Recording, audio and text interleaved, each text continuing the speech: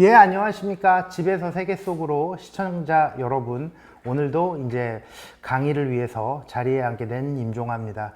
자, 이제 우리가 이제 지난 시간대까지는 어떻게 그 강의를 이끌어 왔냐면, 지금 3차 영란전쟁이 끝났죠.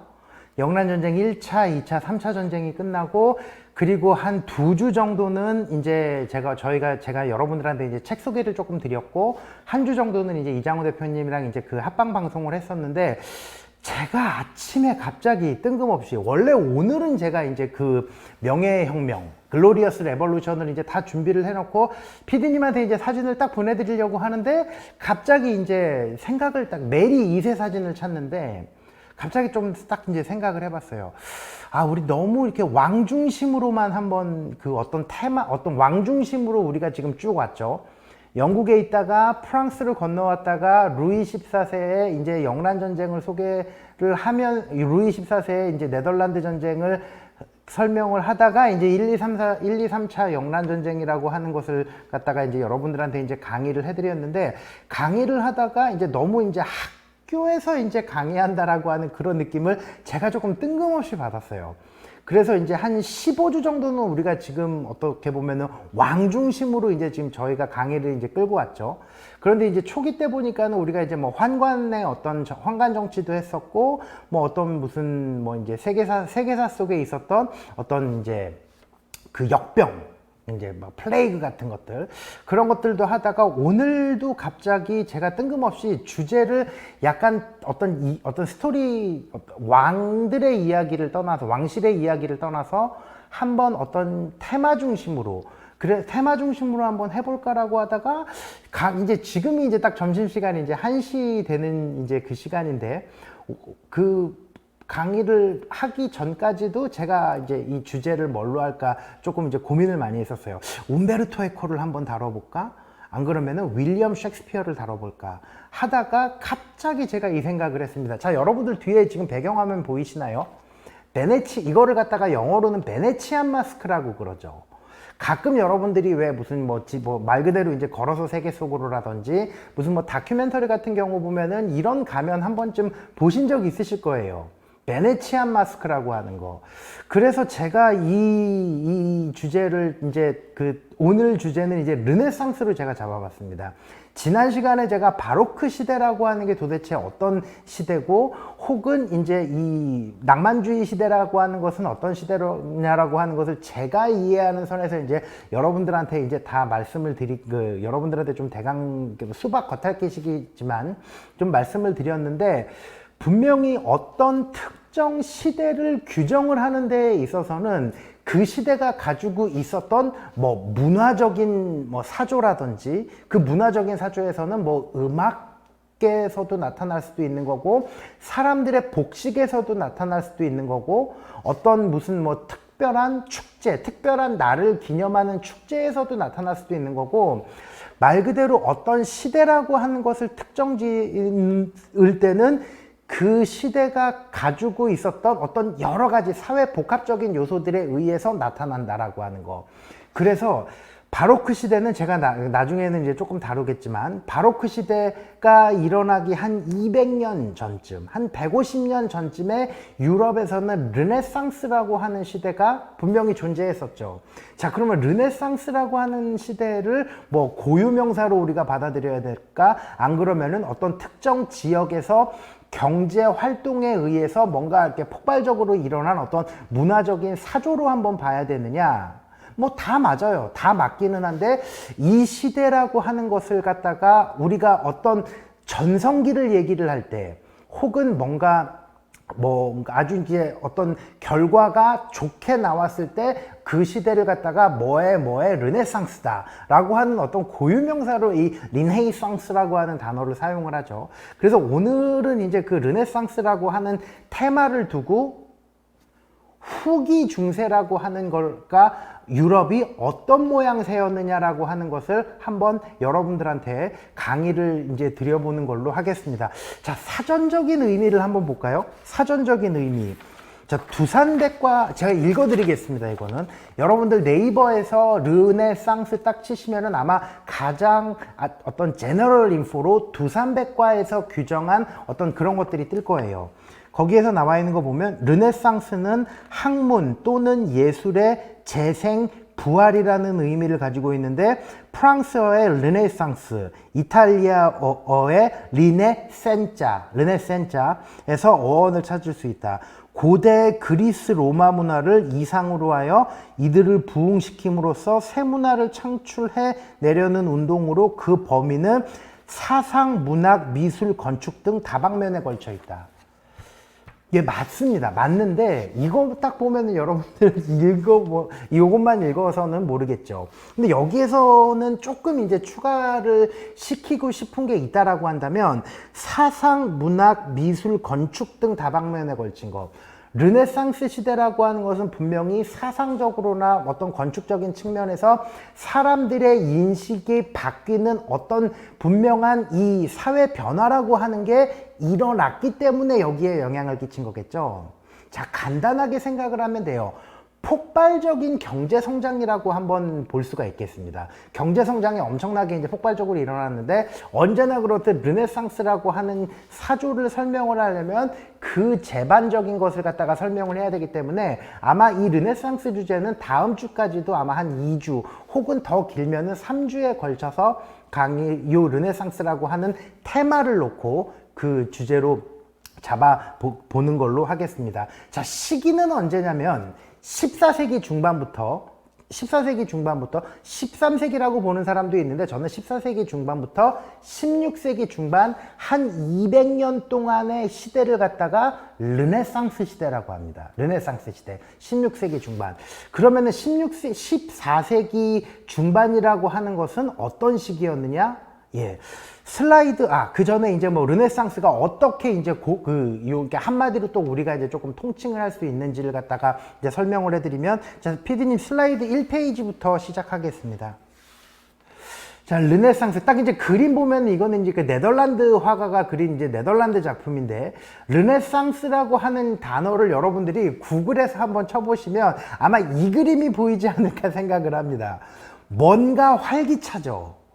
뭔가 활기차고 어떤 뭐 장마당에서 사람들이 거래를 하는 모습이 굉장히 뭔가 이렇게 역동적인 어떤 시대 변화라고 하는 것을 그림에서도 읽을 수 있는데, 르네상스라고 하는 것을 갖다가 한마디로 줄이게 되면 아마 이게 아닐까 생각을 합니다. 자, 다음 슬라이드 바로 넘어가겠습니다.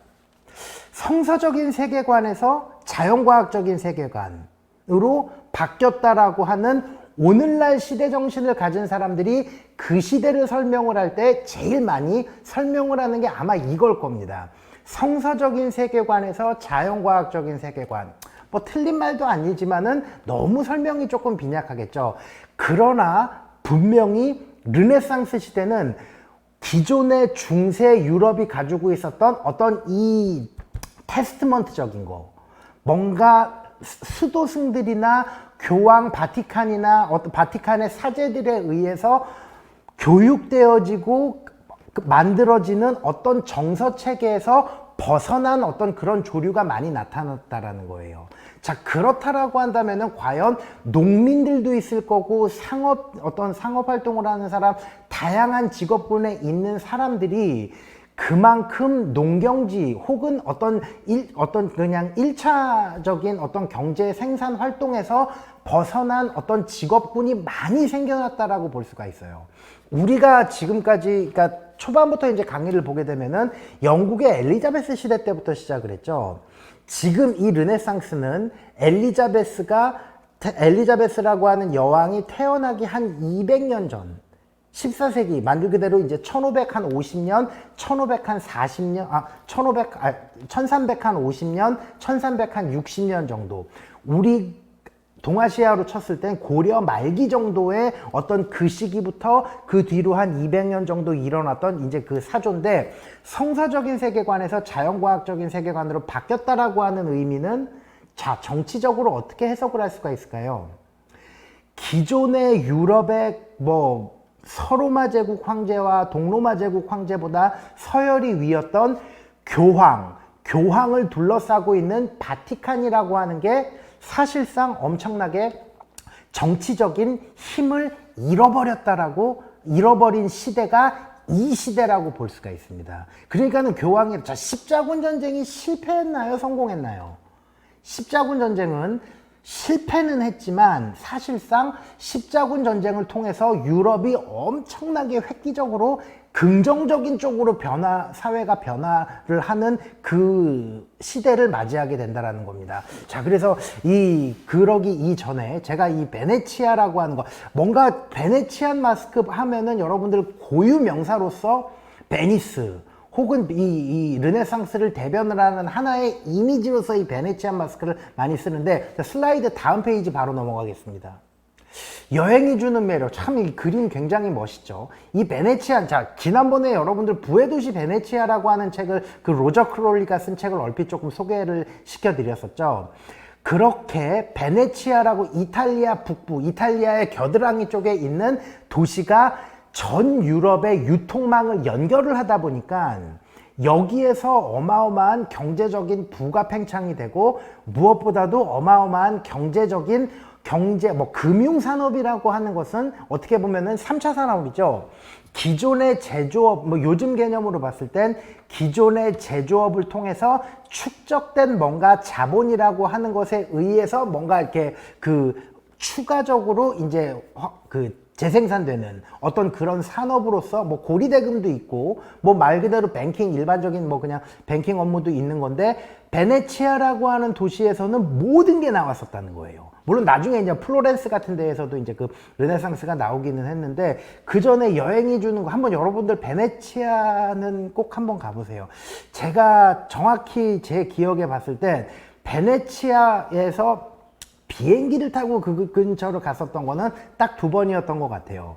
근데 나머지 한 9번 정도는 제가 유레일로 이탈리아를 가면은 로마는 안 가더라도 반드시 베네치아만 구경하고 오는 경우가 상당히 많았습니다. 그래서 이제 베네치아, 옛날엔 디카 시대라서 제가 이제 지금 그 사진을 찾다가 하드 파일에서 찾다가 지금 요 사진은 제가 찍은 사진은 아니지만 대강 조금 이제 보여드리게 되면, 자, 이 마스크부터 조금 이제 설명을 해드리면, PD님 슬라이드 다음 페이지 바로 넘어가겠습니다.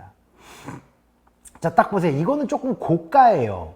고가인데 제가 2008년도에 샀었던 거에 이제 가면을 기준으로 봤을 땐, 물론 이것도 제 사진은 아닙니다. 이게 저도 이제 구글에서 이제 구글링 하다가 이제 갑자기 이제 찾은 사진인데, 우측 상단에 이렇게 그 금색 테두리에 머리에 이렇게 월계 수입 쓴 가면 보이시나요?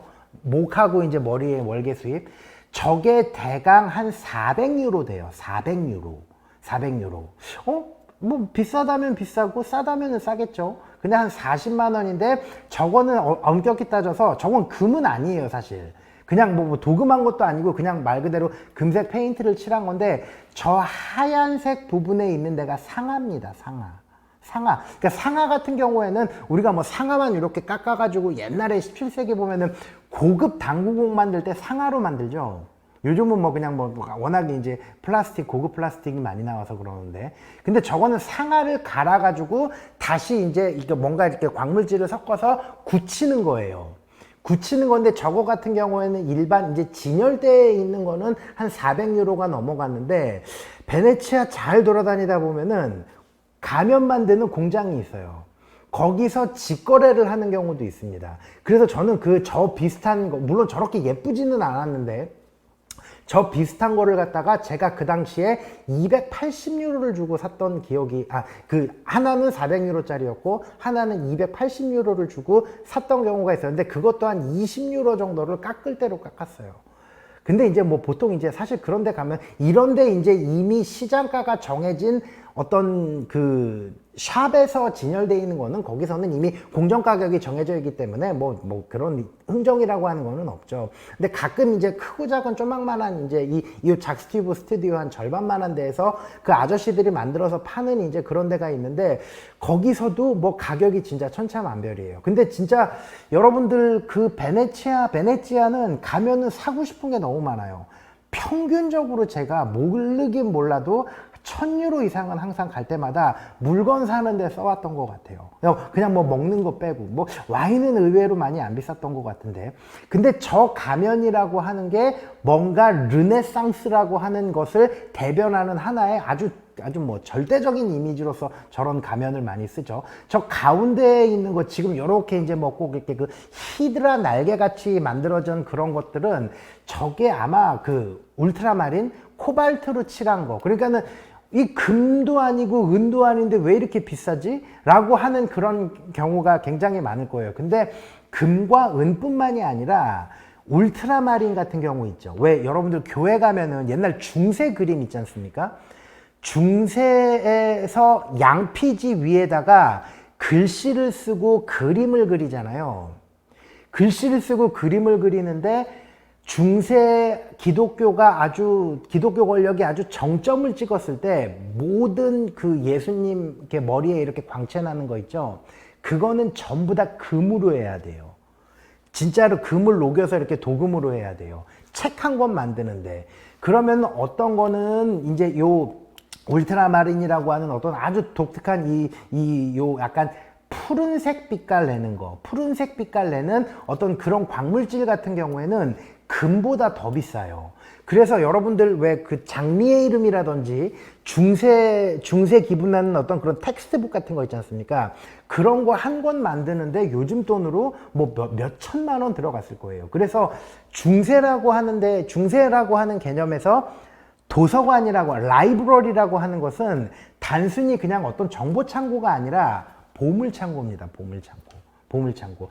그러한 울트라마린을 섞고 뭐 금으로 그렸던 그런 어마무시한 그림들이라고 하는 게 한 두꺼운 양피지 위에 그린 그 텍스트북으로 진열을 해 놓는 거기 때문에 그런 거 같아. 그리고 성배 비슷한 모양을 흉내낸 잔 같은 것도 다 도서관에서 보관을 하는 거예요. 그래서 사실 중세에서 도서관이라고 하는 건 책을 보는 데가 아니라 어떤 박물관의 개념으로서 보는 게 더 합당할 것 같습니다. 근데 저거 같은 경우에는 가운데에 있는 거는 아마 이렇게 울트라마린으로 이렇게 색을 칠한 것 같은데, 그 울트라마린으로 색을 칠했다라고 하는 기준으로 봤을 땐 모르긴 몰라도 저거는 한 2,500유로가 넘어가지 않을까, 한 250만 원 하지 않을까. 그래서 이제 요거는 조금 이제 고가래서 이제 그걸 해놨는데, 그래서 갈 때마다 가면을 엄청나게 제가 많이 사왔어요. 지금은 요렇게 깨지고 저렇게 깨지고 해서 제가 다음에 갖고 나와서 한번 보여드리겠습니다. 자, 슬라이드 다음 페이지 보겠습니다. 요거는 좀 고가고, 자, 이제 일반 뭐 역전이라든지 뭐 전형적인 관광 도시니까 어떻게 다 그 비싼 것만 있겠습니까? 저 지금 여러분들 화면에서 이제 좌측에 보이는 거, 조망만한 것들 혹은 큰 것들 있죠? 저거는 그냥 플라스틱으로 만든 거예요. 플라스틱. 근데 플라스틱도, 그러니까 저걸 딱 만지면은 어떤 느낌을 든다라고 생각을 하면 되냐면 책받침 느낌. 어떤 뭐 다양해요. 나무로 만든 것도 있고 말 그대로 그라스로 만든 것도 있고 가죽으로 그냥 흉내 만든 것도 있고 다양한데, 저기에서 봤을 때 지금 좌측에 초록색으로 이렇게 딱 그 칠해져 있는 그거는 아마 저게 한 35유로? 30유로? 뭐 18유로짜리죠. 조망만한 게. 그러니까 기본적으로 저 가면을 사는 게 비싸요. 근데 아마 가면은 정말로 여러분들이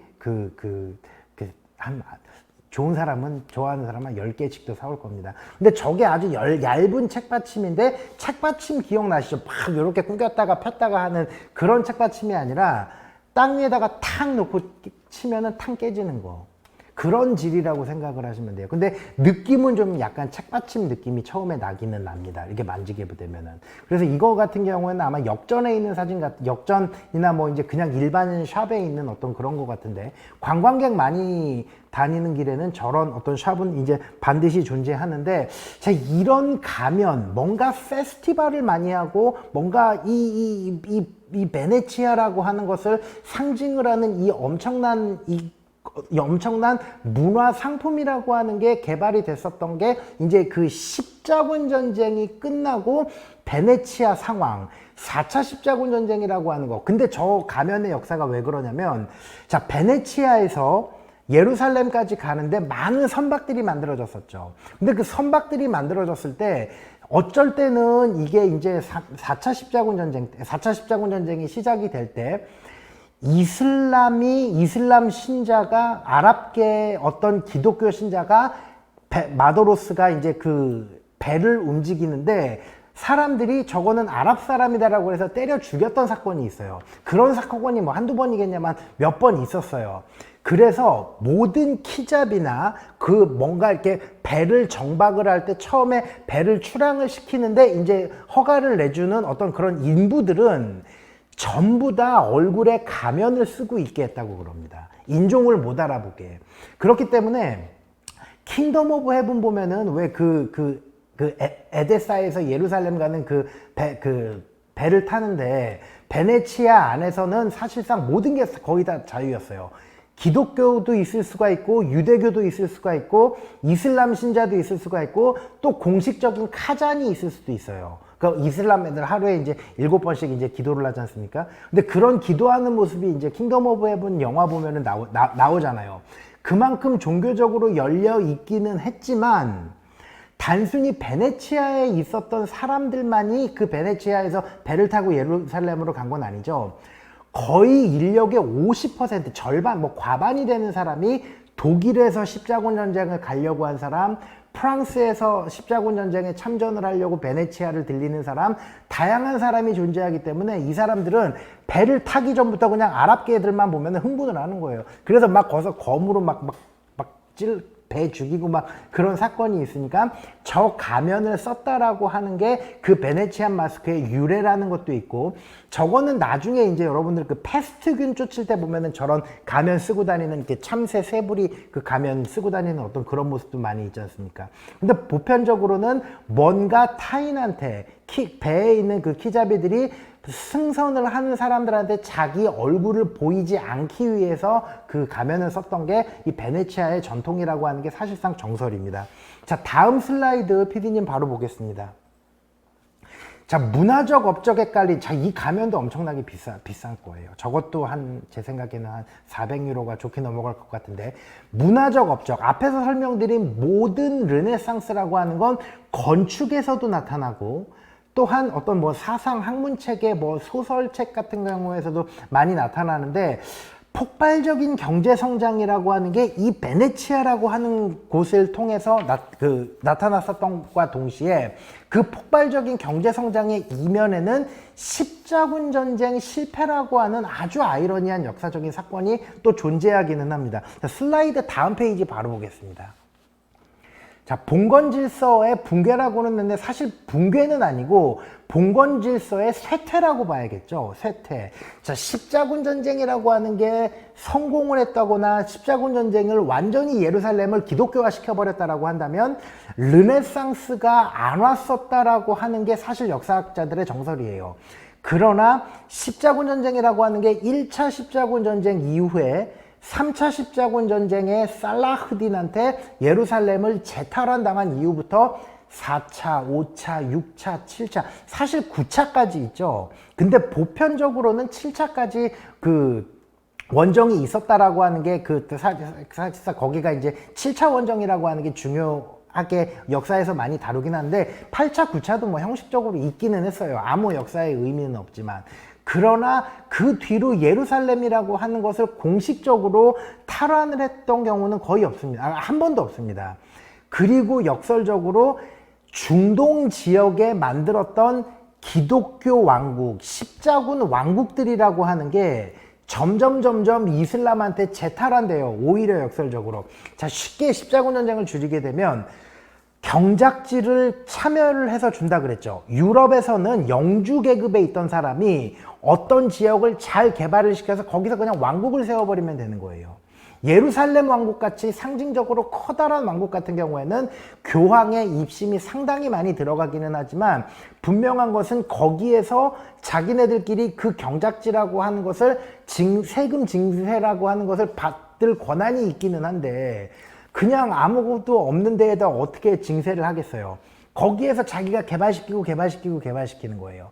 그래서 십자군 왕조라고 하는 게 최소한 11개 정도의 십자군의 왕국이 생기는데 이게 나중에는 전부 다 이제 이슬람한테 다시 이제 그 재탈환을 당하게 되는 거죠. 그래서 엄격히 따지면 그러다 보니까는 교황권이라고 하는 게 사실상 쇠락을 하게 됩니다. 바티칸의 사제들이 영주들을 선동을 해서 전쟁을 했었던 거고 십자군 전쟁은 사실상 왕은 자기는 조세권이 있기 때문에 별로 관심이 없었어요. 그러나 그 밑에 있는 영주 계급들이 적극적으로 참여를 했다 그랬죠. 가서 이제 왕을 하는 거예요. 그래서 나중에 십자군 전쟁 기간 동안에도 유럽 내에서는 상당히 크고 작은 내전들이 많이 일어나는 이유 중에 하나는 유럽에서 갔었던 영주가 자기가 어떤 특정 지역에서 또 이제 영주 생활을 하고 있는데 본국에 있는 그 영주에 대한 재산권이라고 하는 것을 다시 주장을 하게 되겠죠. 예를 들어서 A라고 하는 사람이 십자군 원정을 갔는데 그 A라고 하는 사람 동생이 어느 날 갑자기 그냥 자기가 영주를 해먹고 있는 거예요. 자, 이 상황에서는 어떻게 돼요? 전쟁을 해야 하는 거예요. 그래서 십자군 전쟁과 동시에 끊임없이 이제 특히나 이제 프랑스, 벨기에 지역 같은 경우에는 크고 작은 내전이 많이 있었기는 했는데 그 영주 세력들을 사실상 이 교황이라고 하는 거, 여기에서는 왕은 함부로 참여 못 합니다. 왕이 물론 자기가 편을 드는 사람이 있기는 하지만 잘못 편들었다가는 왕도 사실상 나중에 이제 암살이 될 수 있는 그런 사태가 많이 일어나기 때문에 기본적으로 이게 봉건 사회이기 때문에 분봉제 feudalism society이기 때문에 왕은 거기에 상관을 안 하는 게 사실상 기본적인 원칙이에요. 그러다 보니까 영주 계급이라고 하는 게 정말 대박을 친 사람은 대박을 치는데 영주 계급과 바티칸의 교황 권력이라고 하는 것은 쇠락을 하게 되고, 자, 기사의 군사적인 유용성이 줄어들게 되죠. 기사라고 하는 건 농민이 칼 들고 가서 누군가 자기한테 녹봉 혹은 자기한테 이 봉급을 줄 수 있는 사람 밑으로 들어가서 이제 자기가 이제 그 전투병 생활을 하게 되는 건데, 그러다 보니까는 크고 작은 그 십자군 전쟁의 기사의 군사적인 유용성이 줄어들게 돼요. 그리고 흑사병으로 인해서 4분의 1이라고 하는 유럽 인구의 4분의 1이 줄어들게 됩니다. 그러다 보니까 동방무역이라고 하는 게 침체기가 생기게 되겠죠. 그런데 참 이 역사라고 하는 것의 아이러니는 어떤 게 존재하냐면, 이러다 보니까는 상대적으로 어떻게 돼요? 십자군 전쟁이 끝나고 봉건질서라고 하는 게 쇠퇴가 되게 되면서 다시 왕정의 권력이라고 하는 게 나오게 되는 겁니다. 절대왕정이라고 하는 거. 그래서 이제 요것을 이제 조금 이제 요 흑사병이라고 하는 것의 설명을 이제 조금 드리게 되면, 자, 다음 페이지 슬라이드 바로 보겠습니다. 이거 혹시 그림 아시나요? 1347년. 잘 봐보세요, 여러분들이. The Black Death. 자, 이거 같은 경우에는 이제 최근의 일러스트라트로 살짝 이제 우측 상단에 있는 블랙 데스라고 하는 글씨는 그 최근에 이제 몇 년 안 된 이제 이 사진으로 약간 합성을 한 건데, 요 밑에 지도를 한번 보세요. 지도. 1347년이라고 하는 분명한 시기에 유럽이 엄청나게 아주 그냥 흑사병에 그게 됩니다. 흑사병이 전 유럽으로 번지게 돼요. 여기서 보면은 우측 상단에 보면 1346 있고 블랙시, 흑해라고 하는 그림 보이시죠? 쭉 나오다 보면은 보스포러스 해협이라고 하는 것을 쭉 지나게 되면은 지금 여기 화살표가 뭐냐면, 쥐벼룩 바이러스에 의해서 흑사병이 전 유럽으로 번졌다라고 하는 것을 상징적으로 지금 그려놓은 거예요. 이 지도는. 그러면은 어디 있어요? 스페인, 프랑스, 영국, 덴마크, 독일 전 지역, 노르웨이, 핀란드, 전 유럽이 갔다가 엄청난 흑사병이라고 하는 것을 앓게 됩니다. 흑사병의 이제 시대가 이제 도래하게 된, 그 흑사병이 그 1347년에 돌게 되는데, 유럽 역사에서 흑사병이 심심치 않게 나올 수 있었던 배경에는 뭐가 있었다고 혹시 했는지 여러분들 기억나시나요? 통상무역이 늘어날 때 반드시 흑사병의 위험성도 동시에 나오게 돼요. 그러면 1346년도에 어떤 일이 있었느냐? 자, 슬라이드 다음 페이지 바로 보겠습니다. 자, 1347년도에 크림공국, 자, 우측에 보세요. 이게 자니베크 칸이라고 하는 킵차크 칸국의 칸이에요. 이때까지도 그런 몽골 제국이 상당히 영향력이 막강했었죠, 사실상. 자, 크림 공국이라고 하는 건 오늘날의 우크라이나 지역인데, 크림 공국의 제네바 상인들의 반란을 진압을 하는 과정에서 여기에서 이제 드디어 이제 그게 됩니다. 자, 질병으로 사망한 시체를 투석기를 성 안으로 던져요. 공성무기라고 공성전이 여러분 어떻게 이루어지느냐? 사실상 이제 영화에서 보면 사다리 타고 활 쏘고 막 투석기 날리고 막 익사이팅하게 싸우는 게 아니라 밖에서 성에서 포위를 해놓은 다음에 한 달을 굶겨요. 그냥 안 합니다. 얘네들은 성 밖으로 나오는 모든 이 루트가 차단이 되겠죠. 모든 루트가 차단이 되기 때문에 안에 있는 사람들은 뭐 굶던지 안 그러면은 자기가 역설적으로 밖으로 나가야 돼요.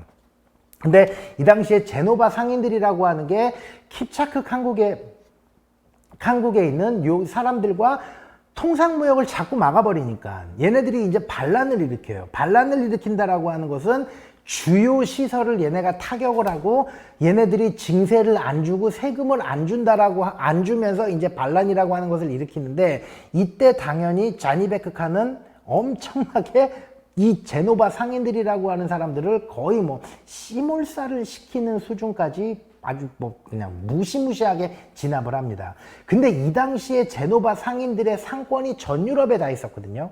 전 유럽에. 근데 이 제노바 상인들도 사실상 절반은 베네치아 사람들이에요.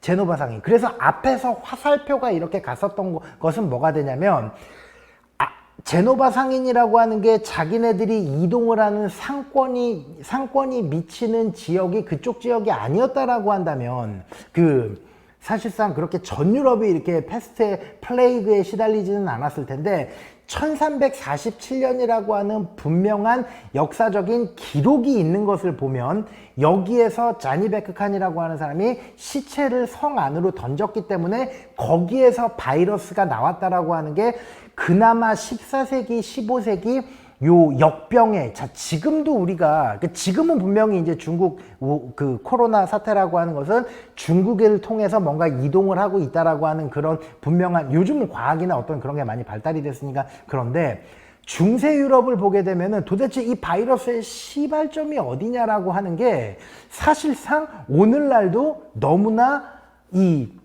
검증 안 된 것들이 많아요. 역사적으로 확인하기 힘든 것들.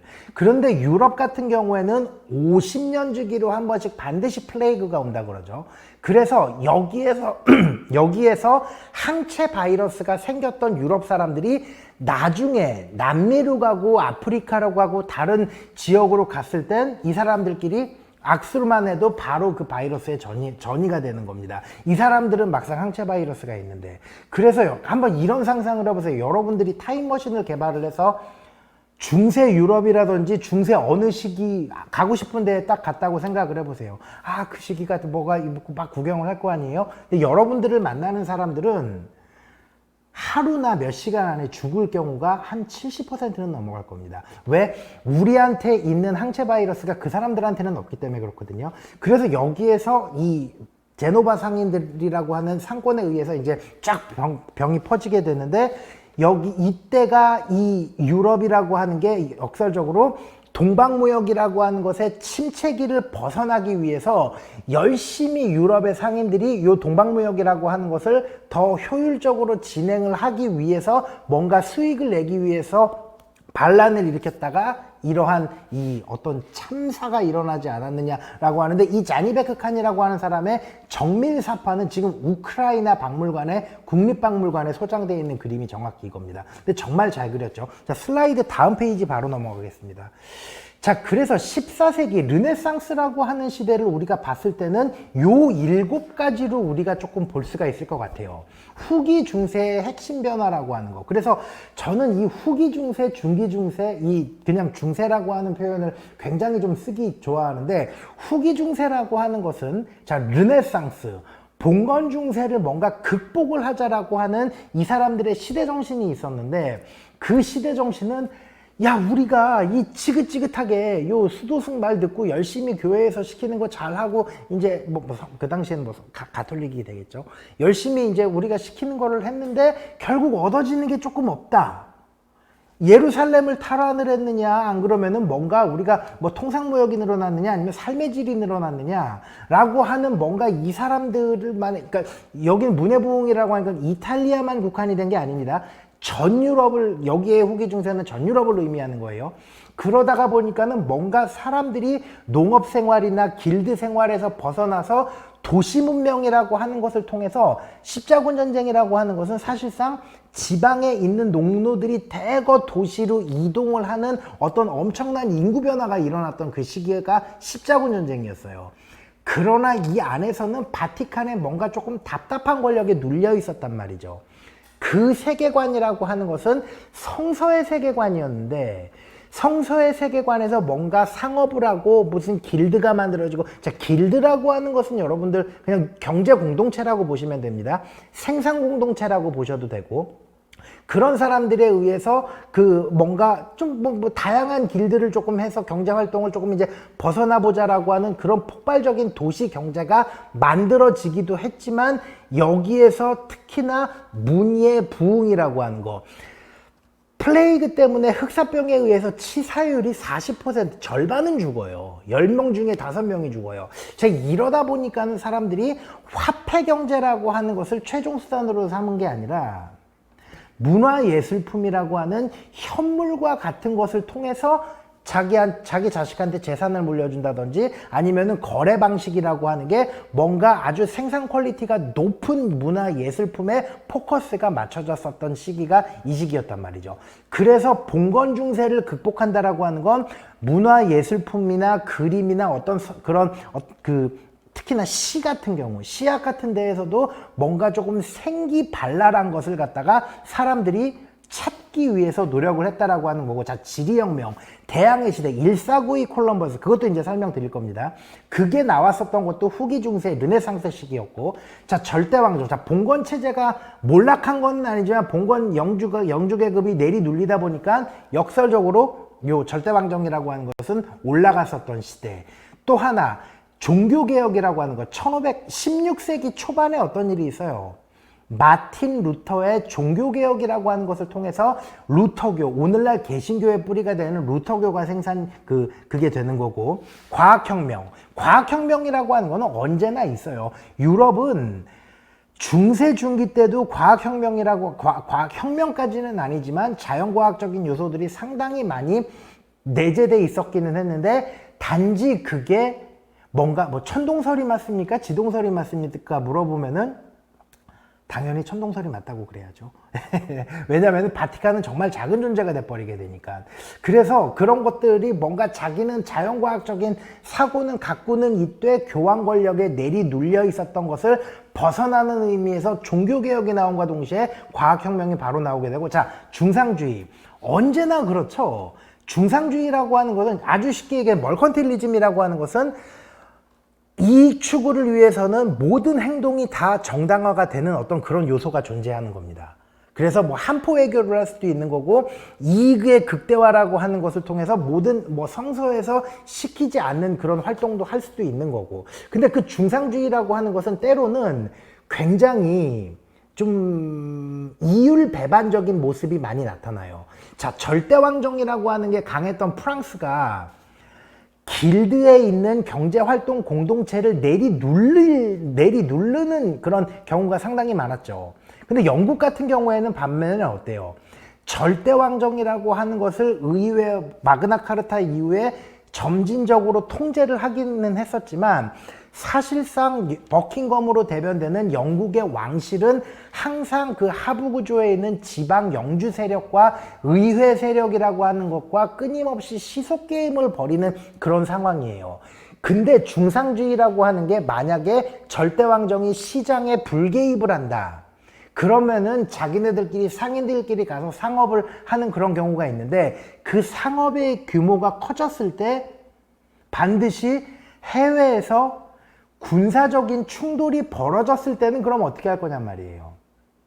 상인연합들이 가서, 혹은 뭐 동인도 회사 경우뿐만이 아니라 일반 상인들이 가서 저쪽 지역에서 뭔가 군사력의 투영이 필요할 때 돈을 주고 용병을 사올 수도 있겠죠. 특히나 독일 지역의 용병들이 제일 유명하니까요. 스위스나 독일 용병들. 자, 그러면은 근데 용병을 사올 돈이 없다라고 한다면은 왕한테 조금 잘 보이면은 왕의 군대가 왕의 군대를 빌려주지 않을까. 자, 그러면 중상주의라고 하는 것은 때로는 절대왕정이라고 하는 것을 통제를 했지만 중상주의가 극대화가 되면서 아이러니하게도 절대왕정이라고 하는 게 다시 그 중상주의에 개입을 하는 어떤 아이러니가 벌어져요. 그러니까 아이러니가 아니라 이거는 서로 시속 게임이죠. 요즘 개념이었으면은 뭐 그냥 두 말 안고 그냥 약간 이거 대인관계에 의해서 뭔가 결정이 된 일인데 이 당시는 봉건제도라고 하는 게 쇠락했을 뿐이지 분봉제도라고 하는 게 완전히 없어진 사회가 아니었기 때문에 중상주의라고 하는 것은 때로는 시장이라고 하는 걸 절대왕정이 어떻게 개입을 하느냐. 프랑스는 그 중상주의라고 하는 것을 필요하에 의해서 때려 조져왔던 역사고 영국은 그것을 불려왔었던 역사였어요. 그러다 보니까 이 후기 중세라고 하는 게 이런 게 극명하게 드러나요. 그러니까는 르네상스가 끝나고 유럽이 그냥 다 조막만한 거 하나 가지고 전쟁을 하는 그런 시대가 만들어지기는 하죠. 이거는 뒤에 이제 설명을 하는 거고. 자, 시민혁명. 저는 시민혁명이라는 말은 사실 좋아하지는 않는데 시민급변이라고 하는 말. 사람들의 인식이 바뀌게 되는 거예요. 인식이 바뀌는 건 끊임없이 경제활동의 필요성을 하부구조에서부터 느꼈었다라고 하는 거. 그거는 지금까지 우리가 한 10주 동안 그 공부를 해왔었던 거죠. 네덜란드의 상인연합이라고 하는 게 영국의 국왕한테 우리 왕을 해달라고 부탁을 하는 경우도 있고, 뭐 스페인한테 부탁을 하는 경우도 있을 거예요. 그러나 분명한 것은 상인연합이라고 하는 것, 경제활동을 하는 개별 공동체들이 매우 많이 늘어났다라고 하는 공통점 역시도 존재한다라고 하는 건데, 여기에서 분명한 것은 부르주아 계급의 어떤 경제주도라고 하는 거죠. 부르주아는 생산력이라고 하는 것에서 소비 생활에 정점을 찍는 사람, 소위 돈이 많은 사람들을 부르주아라고 하는 게 아니라 여기에서 부르는 베르크죠. 베르크. BERG. 그 베르크라고, 독일어로는 베르크인데 그 베르크라고 하는 것은 영어로 뭐예요? 이 질문을 하면은 학생들 중에 19은 캐슬이요. 그렇게 얘기합니다. 캐슬. 자, 베르크, 부르라고 하는 것을 영어로는 타운으로 해석을 해요. 타운. TOWN. 그러면 분명히 성 안의 사람들이 부르주아인 건 맞는데 성 안의 사람들이라고 하는 것은 어떤 개념이냐 말이에요. 캐슬은 군사적인 개념이에요. 군사적인 개념에서 성은 캐슬인데 우리가 아는 보통 일상적인 도시 생활에서의 그 부르라고 베르크라고 하는 것은 타운으로 해석해야 맞는데 그 부르주아 계급이라고 하는 것은 자기가 경제 활동을 하면서 생계를 유지를 할 수 있는 사람들을 통칭하는 개념이 바로 이 부르라고 하는 것, 부르주아라고 하는 겁니다. 여기에서 부르주아는 어떤 사람들이겠어요? 베커도 있을 거고, 빵 굽는 제빵사도 있을 거고, 구두 수성공도 있을 거고, 비석을 만드는 돌 메이스닉, 프리메이슨, 나중에 프리메이슨 얘기해 드릴게요. 여러분, 프리메이슨이 얼마나 그냥 우스운 애들인지. 마스닉이라고 하는, 메이스닉이라고 하는 사람들도 존재할 거고, 자기 생계를 자기 손으로 유지를 할 수 있는 사람이 통계가 늘어났다는 거예요. 그러다 보니까 이 사람들이 점점 정치에 개입을 하는 게 이 후기 중세의 핵심 변화고, 자, 다음 페이지 보겠습니다. 다음 페이지 바로 보겠습니다. 오늘은 의외로 많이 시간이 이렇게 벌써 지나갔네요. 자, 그러면 여러분들이 한번 알고 들어보셨을 중세의 끝과 근대의 시작이라고 하는 거는 도대체 뭐냔 말이죠. 중세는 로마 제국 붕괴 이후부터 르네상스 시기 때까지 한 1000년간의 역사를 중세라고 얘기한다 그랬죠. 여기에는 초기, 중기, 후기 중세라고 하는 게 있고, 후기 중세와 르네상스가 같이 왔고, 그 르네상스가 한 200년 후에 어떻게 하다 보니까는 이제 영국에서는 산업혁명이 왔는데, 자, 중세의 끝, 근대의 시작이라고 하는 것을 경제사적인 관점과 정치사적인 관점이 여러분들 다릅니다. 분명히. 그 학술적으로, 그러니까 개인이 나는 정치학자인데 나는 경제사적인 관점으로서 저때가 근대의 시작이 맞는 것 같아.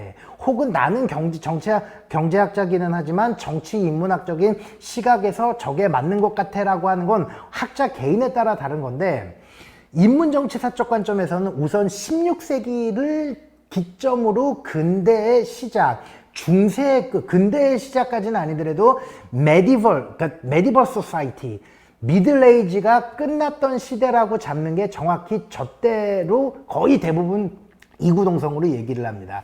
지리혁명의 변화가 있었죠. 대항해 시대가 있었죠. 루터의 종교개혁이 있었죠. 플로렌스와 베네치아라고 하는 곳을 중심으로 했던 이탈리아의 이때는 이탈리아라는 나라는 없어요. 그냥 그 지역을 의미해요. 그쪽에 폭발적인 경제부흥이라고 하는 게 있었다라고 하는 거. 그래서 그것을 갖다가 16세기로 잡는 경우가 상당히 많은 게 정치 인문학적인 관점이라고 한다면 경제사적인 관점에서는 뭐 18세기까지도 가는 경우도 있어요. 그때까지는 그럼 중세였다라고 얘기를 하는 학자들도 있는데 지리상의 발견이라고 하는 것에는 공통점이 있습니다. 그러나 영국이 1756년 18세기 중반에 산업혁명을 하기 이전까지는 이건 중세야 이 자식들아 라고 하는 학자들도 정말 많아요. 이런 분들은 아주 극단적인 이제 조금 시장론자라고 하면 안 되고 아주 극단적인 이 경제학자분들, 이 경제 어떤 이 인문정치사적인 어떤 그런 테마를 너무 이제 안 좋게 보시는 분들은 이때를 중세의 끝이라고 얘기를 하는 경우가 많은데 여러분들은 어떠세요? 어떤 게 중세의 끝이고 근대의 시작이라고 생각을 하십니까? 동아시아는 조금 개념이 다를 수가 있는데 유럽은 그게 극명하게 규정을 하는 게 가장 많이 얘기를 하는 게 루터의 종교개혁과 영국의 산업혁명이라고 하는 게 항상 설왕설래예요. 그러나 저 같은 경우에는 물론 뭐 정치경제학을 하기는 했지만 사실상 인문정치사적 관점에서 루터의 종교개혁 이후가 중세의 끝이 아닐까라고 아주 조심스럽게 생각을 합니다. 그러면은 근대와 중세의 생활 차이라고 하는 거는 이 갭이라고 하는 게 어디서부터 갭을 잡아야 되고 어디서부터 끝을 맺어야 되느냐?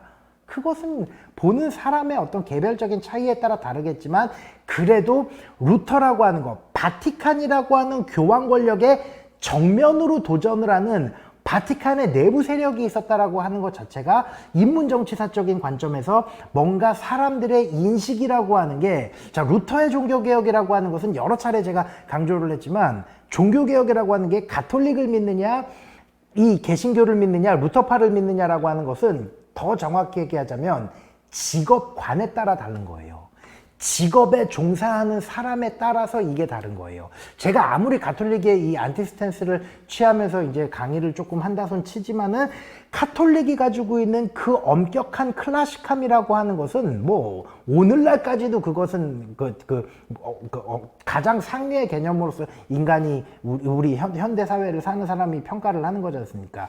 그런데 루터의 종교개혁이라고 하는 것은 단순히 교황청의 부패를 가지고만 비판을 한 것이 아니라 그 비판의 관점이라고 하는 것은 더 정확한 얘기하자면 직업 선택의 자율성이라고 하는 것을 역설적으로 동시에 추구를 했었던 그 당시의 유럽, 독일 지역, 이탈리아 지역, 전 유럽에 있었던 사람들의 시대 정신이 동시에 존재했다라고 하는 거예요.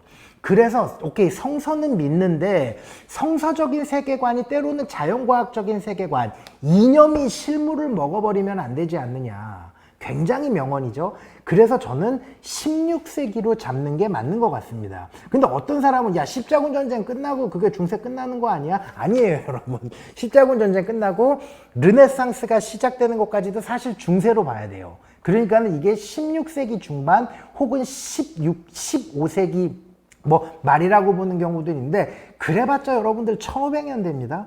1500년대 로마 제국 붕괴되고 1000년이나 지냈던 그 엄청난 사이에 바티칸이라고 하는 이 어마무시한 애들이 사실 6세기부터 권력을 잡은 게 7세기, 6세기 때부터 권력을 잡고 프랑크 왕국과 야합을 한 8세기 750년대부터 쭉 900년 넘게 절대 권력에 있었던 이 바티칸이 지긋지긋하지 않겠어요? 유럽 사람들 입장에서.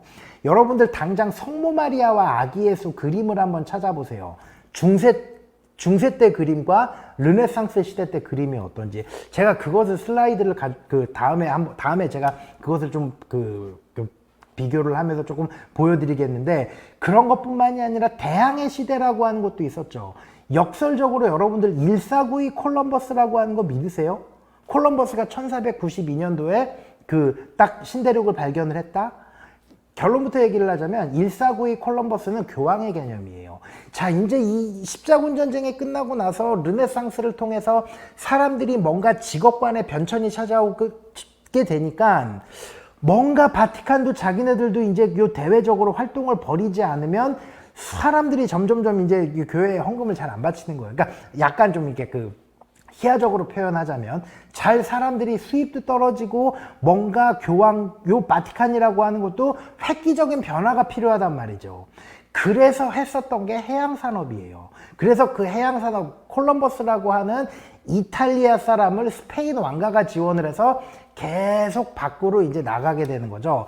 1492 콜럼버스의 1492년의 개념이라고 하는 건 교황청에서 딱 스탬프를 찍고 오케이 1492년도에 네가 신대륙을 발견을 했어 라고 하는 교황청의 개념으로서 1492이지 신대륙을 발견을 자 신대륙은 예전에 바이킹들도 갔었고 폴리네시안들도 아메리카 대륙은 갔었고 옛날에 이거 베링해 해협 있죠? 그 사람들이 많이 건너갔었고 신대륙이라고 하는 건 유럽 사람들 입장에서 그냥 성서의 말씀이 미치지 않는 무지의 땅일 뿐이지 그 존재를 몰랐었던 것은 아니었습니다.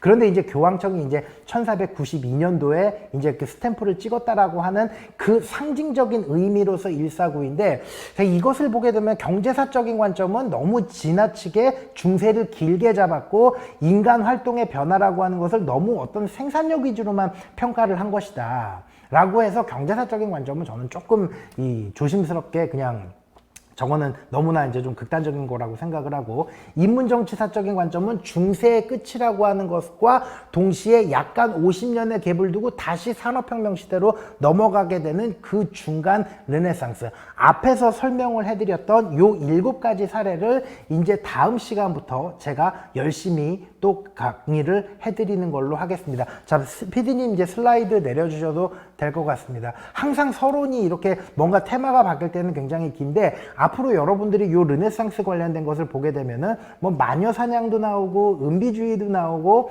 무슨 뭐 광물의 황금 만드는 어떤 그런 이 연금술 같은 경우도 나오고 그래서 좀 지적 호기심을 여러분들한테 조금 자극하는 어떤 주제가 아닐까라고 생각을 하면서 다음 시간부터는 더 재밌는 얘기 많이 여러분들한테 준비해서 말씀드리도록 하겠습니다. 자, 여러분 오늘 수고했습니다. 다음 시간에 뵙겠습니다.